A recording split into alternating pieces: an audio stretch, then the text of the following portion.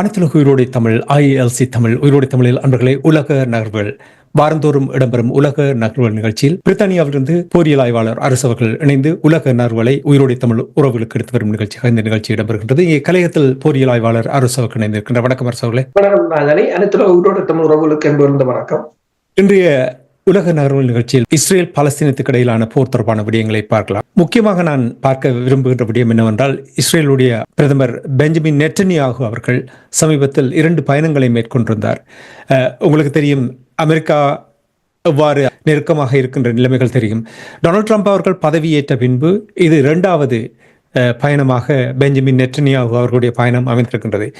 இவ்வளவு உலகம் பூராவும் பொருளாதார நெருக்கடிகள் ஏற்பட்டிருக்கின்ற நேரத்தில் பெஞ்சமின் நெட்டன்யாகு அவர்கள் என்ன காரணத்துக்காக அமெரிக்காவுக்கு இந்த பயணத்தை மேற்கொண்டிருந்தார் என்ற விடயங்களை கூற முடியுமா அரசு அவர்களே? 2 பயணங்கள் என்று கூறியிருந்தீர்கள். அதாவது ஒன்று, அவர் பெஞ்சமின் நெத்தன்யாவை பொறுத்தவரையில் அண்மையில் ஹங்கேரிக்கு சென்றிருந்தார். அதுவும் ஒரு என்னென்னு சொல்றது, ஒரு சுவாரஸ்யமான விடயம். அதை பிறகு கதைப்போம். அடுத்ததாக அதில் என்னென்று சொன்னால், அதை கூறுகிறேன், அதில் பல தகவல்கள் எங்களுக்கு பொதிந்திருக்கிறது. அடுத்ததாக அமெரிக்காவுக்கு சென்றிருக்கின்றார் ஞாயிற்றுக்கிழமை. இது 2வது ட்ரம்ப் பதவியேற்ற பின்னர் அவர் மேற்கொள்கின்ற 2வது பயணம். ட்ரம்பை பொறுத்தவரையில் உக்ரைன் போரை நிறுத்துவதற்கு முயற்சி செய்கிறாரே தவிர மத்திய கிழக்கில் போரை நடத்தத்தான் அவர் முற்பட்டு நிற்கிறார். உதாரணமாக குதீஸ் அமைப்பின் மீதான தாக்குதலை தீவிரப்படுத்தி இருக்கிறார். ஈராக் மீது குண்டு வீசுவேன் என்று கூறியிருக்கிறார். தாக்குதல் நடத்துவேன் என்று கூறியிருக்கிறார். அது ஒரு மிகப்பெரிய ஒரு பதற்றமான ஒரு சூழ்நிலையாகத்தான் ஈரானில் இருக்கின்றது. ஆனால் ஓமானுக்கு ஊடாக ஈரானுடன் இரகசியமான பேச்சுவார்த்தை, நேரடியற்ற பேச்சுக்களில் ஈடுபடுவதாகவும் கூறப்படுகிறது. அதே நேரம் ஈரானுக்கு அருகில் உள்ள ஆப்கானிஸ்தானில் போய் CIA-யின் தலைவரும் இறங்கியிருக்கின்றார். இன்னும் போது அந்த பிராந்தியத்தில் ஏதோ ஒரு மிகப்பெரிய ஒரு பிரச்சனை நடக்க போகிறது. அது இஸ்ரேல் தான். என்னென்று சொன்னால், உங்களுக்கு தெரியும், பெஞ்சமின் நெத்தன்யாகு தான் ஈராக் போரையே நடத்தியிருந்தார் என்று கூறப்படுது. அவ்வாறான ஒரு நிலைமைதான். அப்ப இந்த நிலைமையில் தான் இப்போது பெஞ்சமின் நெத்தன்யாகு அமெரிக்காவுக்கு போயிருக்கிறார் 2வது தடவையாக. இந்த தடவை அவர் போனது ஈரான் தொடர்பான விடயங்களையும் காசா தொடர்பான விடயங்களையும், அடுத்தது வரி, அமெரிக்காவின் வரி தொடர்பான விடயங்களையும் பற்றி பேசுவதற்காக. உள்ளூர்ல பெஞ்சமின் நெத்தன்யாவுக்கு மிகப்பெரிய ஒரு நெருக்கடிகள் இருக்கின்றன. அவர் போரை தொடர்ந்து நடத்தி கொண்டிருந்தாலும் இன்றும், அதாவது கடந்த இந்த வாரம் கூட, ஞாயிற்றுக்கிழமையாக இருக்கலாம், திங்கட்கிழமையாக இருக்கலாம், பாலஸ்தீனத்தில், அதாவது காசா பகுதியிலிருந்து ராக்கெட்டுகள் ஏவப்பட்டுக் கொண்டுதான் இருக்கின்றன. இஸ்ரேலும் தாக்குதலை நடத்தி கொண்டுதான் இருக்கின்றது. அப்ப பேரழிவுகள் இதுவரையில் 51,000 பேருக்கு மேல் இறந்து விட்டார்கள். பேரழிவுகள் இடம்பெற்றாலும் போர் நின்றதாகவும் இல்லை, ஹமாஸ் பலவீனப்பட்டதாகவும் இல்லை, இஸ்ரேல் வெற்றி பெற்றதாகவும் இல்லை. பொருளாதார ரீதியாக அழிவாய் சந்தித்ததும், இஸ்ரேலிலிருந்து முதலீட்டாளர்கள் ஓடியதும், இஸ்ரேல் பெஞ்சமின் நெத்தன்யாவை பொறுத்தவரையில் பாதுகாப்பு அமைச்சரை நீக்கினார், புலனாய்வு அதிகாரியை நீக்கினார், உள்ளக புலனாய்வு அதிகாரியை நீக்கினார். இவ்வாறு அதிகாரிகளை தொடர்ச்சியாக நீக்கிக் கொண்டிருப்பது அரசியல் ரீதியாக அவர், அதாவது அரசியல் ஒரு உறுதித்தன்மையற்ற நிலையில் இருப்பது. அப்ப இந்த நிலையில் அவர்களுக்கு மீண்டும் ஒரு மிகப்பெரிய ஒரு போர் தேவைப்படுகிறது. என்னென்னு சொன்னால், சிரியாவில் ஒரு ஆட்சி மாற்றத்தை கொண்டு வந்த ஆட்சி. அடுத்தது ஈரானைத்தான் அவர்கள் குறிவைக்க போகிறார்கள் போல் தெரிகிறது. அப்ப ஈரான் தொடர்பாக பேசுவதற்காகத்தான் பெஞ்சமின் நெத்தன்யாகு போயிருக்கிறார். ஆனால் ஈரான் மீது ஒரு தாக்குதல் ஆரம்பிக்கப்படுமாக இருந்தால் ஒரு மிகப்பெரிய ஒரு அனர்த்தம் ஒன்று மத்திய கிழக்கிலே அவ்வாறான ஒரு சூழல் ஏற்படுவதற்கான நிலைமை இருப்பதை நீங்கள் சுட்டிக்காட்டும் பொழுது, காசாவில் தொடர்ச்சியாக அவர்களுடைய தாக்குதல்கள் நடைபெற்றுக் கொண்டு வருகின்றது. போர் நிறுத்தம் தொடர்பாக 1வது கட்ட போர் நிறுத்தம் முடிந்த பின்பும் கூட அவர்கள் அதை முறியடித்து சில நடவடிக்கைகளை எடுத்து வந்த விடயங்களை நீங்கள் ஏற்கனவே எங்களுக்கு உறவுகளுக்கு கூறியிருக்கிறீர்கள். அதே போல் இவ்வாறு மின்சாரம், உணவு, தண்ணீர், இந்த தடைகள் தொடர்ந்து கொண்டிருக்கிற நேரத்தில் பாலஸ்தீனத்துடைய ரெட் கிராஸ் தொண்டர்கள் மீது தாக்குதலை நடத்தியிருக்கிறார்கள். அதனால் 15 தொண்டர்கள் இறந்திருக்கிறார்கள் என்ற செய்திகளை அறியக்கூடியதாக இருக்கின்றது. இது தொடர்பாக நீங்கள் என்ன அறிந்தீர்கள்? உண்மைதான். இந்த மார்ச் மாதம் இடம்பெற்ற தாக்குதல் 24ஆம் தேதி நினைக்கிறேன்.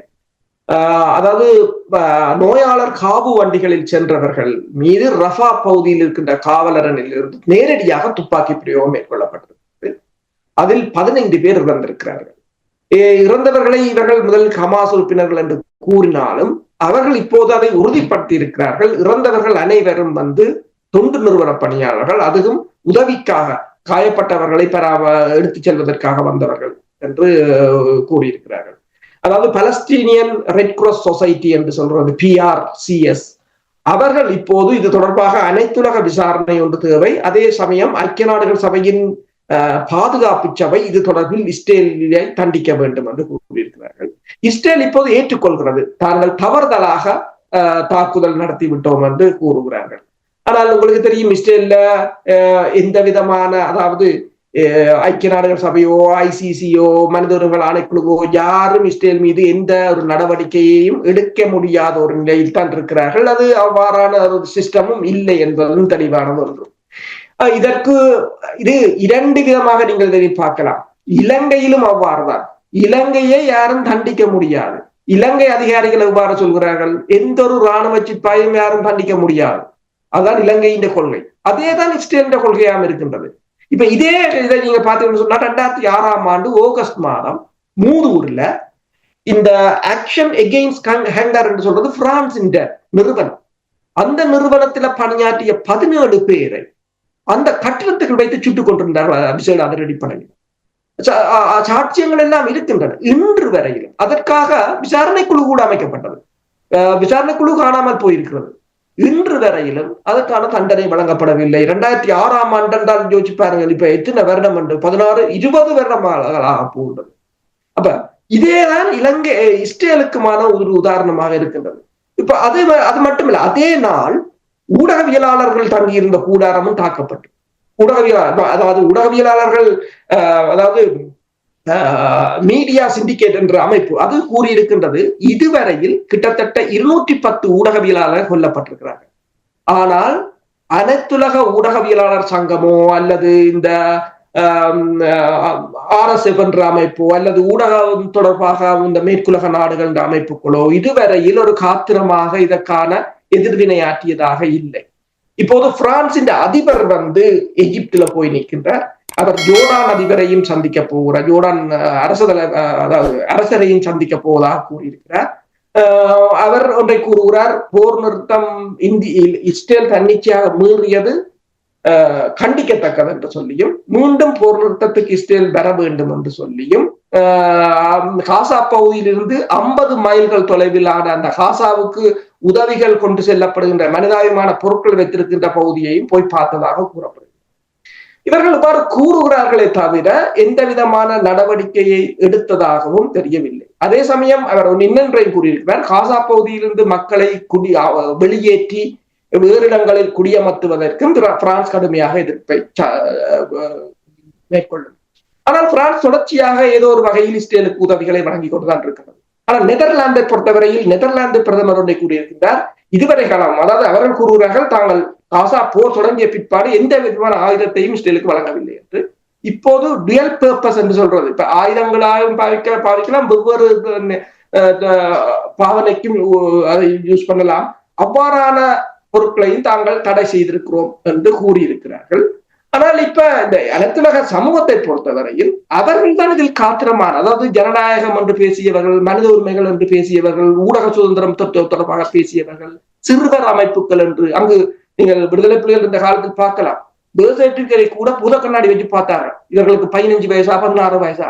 ஆனால் இன்று இவ்வளவு சிறுவர்கள், இப்ப ஐக்கிய நாடுகள் சபை ஒன்றை கூறியிருக்கின்றது, இந்த மார்ச் 18ஆம் தேதி தான் இந்த போர் நிறுத்தம் முடிவுக்கு வந்தது.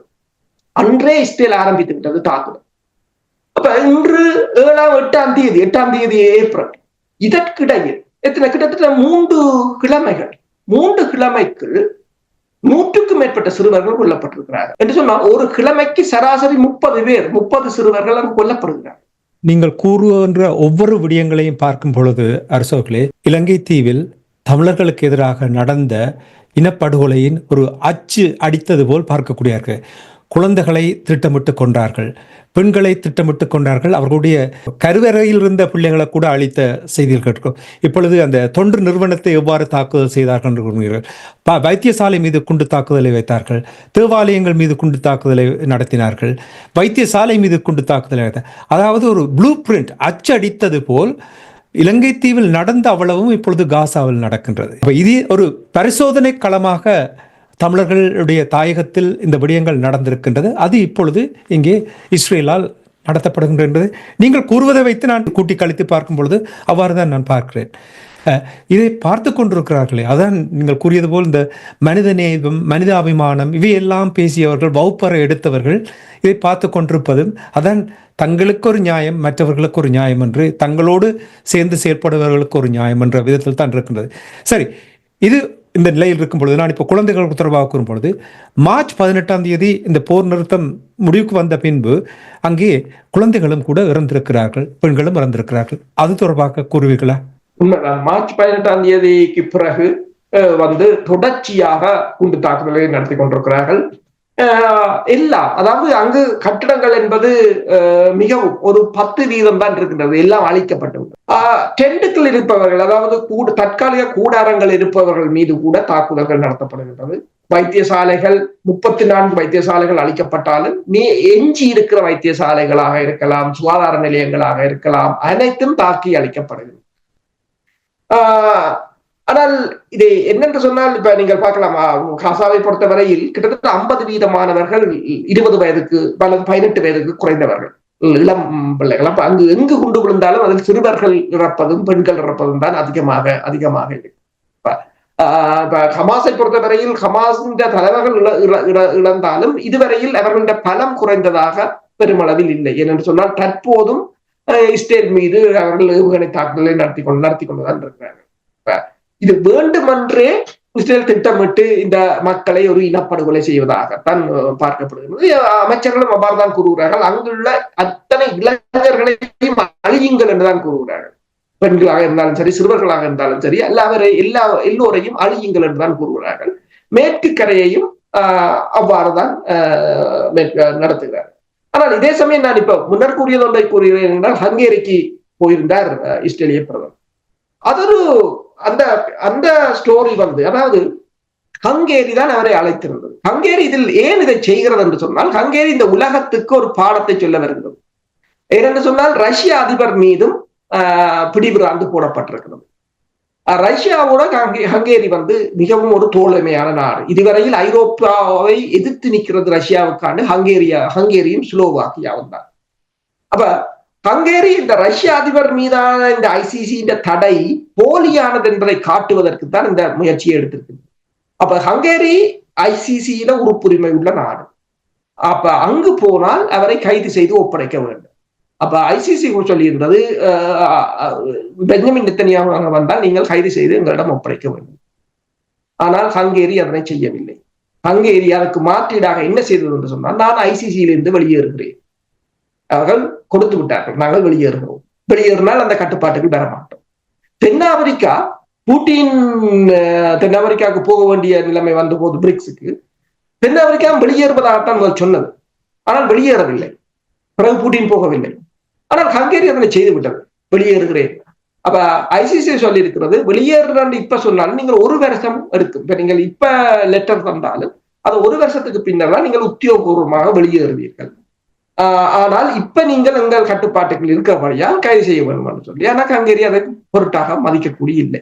அப்ப ஹங்கேரி என்ன சொல்லுகிறது என்று சொன்னால், இந்த ஐசிசியை பொறுத்தவரையில் தங்கள், அதாவது மேற்குலக நாடுகள் என்ற ஒரு டூலாகத்தான் இந்த IMF ஐசிசி இதுகளை பயன்படுத்துறபடியால் இதை யாரும் மதிக்க தேவையில்லை என்ற ஒரு முன்னுதாரணமாகத்தான் வேண்டுமென்றே பெஞ்சமின் நெத்தன்யாஹுவை அழைத்து ராஜ மரியாதை கொடுத்து அனுப்பியதாகத்தான் அதனை பார்க்கலாம். இந்த விடயங்களை கேட்கும் பொழுது என்னதான் நடக்கிறது எனக்கு புரியவில்லை. என்னவோ நடக்கட்டுக்கும், பொறுமையாக இருந்து பார்வையாளர்களாகத்தான் இருக்கலாம். இதுதான் தமிழர்களுடைய நிலைமையும் கூட. தமிழர் தாயகத்திலும் பார்வையாளர்களாகத்தான் இருக்கின்றோம். இங்கே உலக நாடுகளில் நடக்கின்ற விடயங்களும் கூட தமிழர்களுக்கு எதிராக நடக்கின்ற அநீதிகளுக்கு எதிராக எந்த ஒரு நீதியும் கிடைப்பதாக தெரியவில்லை. இஸ்ரேல் பாலஸ்தீனத்துக்கு இடையிலான போர் தொடர்பான நிலைமைகளை உயிரோடு தமிழ் உறவுகளோடு பகிர்ந்து கொண்டமைக்காக அன்பர்கள் சார்பாக நன்றி கூறிக்கொண்டு மீண்டும் இன்னொரு நிகழ்ச்சியில் இணைந்திருப்போம். அதுவரைக்கும் நன்றி, வணக்கம் அரசர்களே. நன்றி, வணக்கம். எமது பார்வையாளர்களுக்கு வணக்கம்.